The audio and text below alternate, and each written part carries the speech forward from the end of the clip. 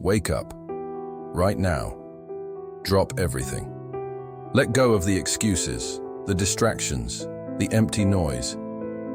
Because this moment, this very breath, is the only thing standing between you and the life you were meant to build. Your life isn't waiting. It's decaying. Every second you sit still, every minute you hesitate, every "I'll start tomorrow" is a piece of your destiny slipping through your fingers. And here's the truth that should hit you like a jolt to the chest. No one is coming to save you. No miracle, no lucky break, no second chances handed on a silver platter. You are the only one who can pull yourself out of the fog. And right now, you're letting the fog win. You tell yourself you'll get to it, that there's still time, that maybe someday the stars will align, but tomorrow is a lie. Look around you. Time isn't pausing.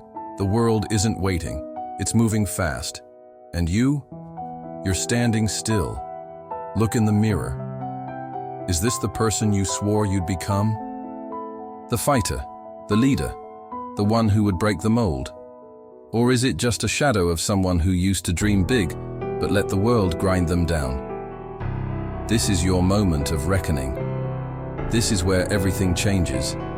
Because if you don't wake up now, you will wake up 5 years from today, staring at a reflection of regret, wondering where it all went wrong. The great ones, the ones who shattered the odds and bent history to their will, they didn't wait. In the 1940s, a Polish soldier named Witold Pilecki voluntarily walked into Auschwitz.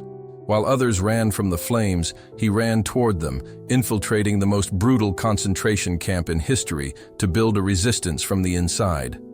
No one told him to go. He didn't wait for permission. He saw what needed to be done, and he did it. In the 1800s, Sarah Biffen, born without arms and legs, was expected to live a life of pity. Instead, she trained herself to paint, not with hands, but with her mouth. With sheer willpower, she became one of the most celebrated artists of her time, turning disability into power. And in 1970s, Chile, Victor Jara, a musician and activist, was tortured for speaking out against tyranny. His hands were crushed. His voice was supposed to be silenced, but with his final breath, he sang.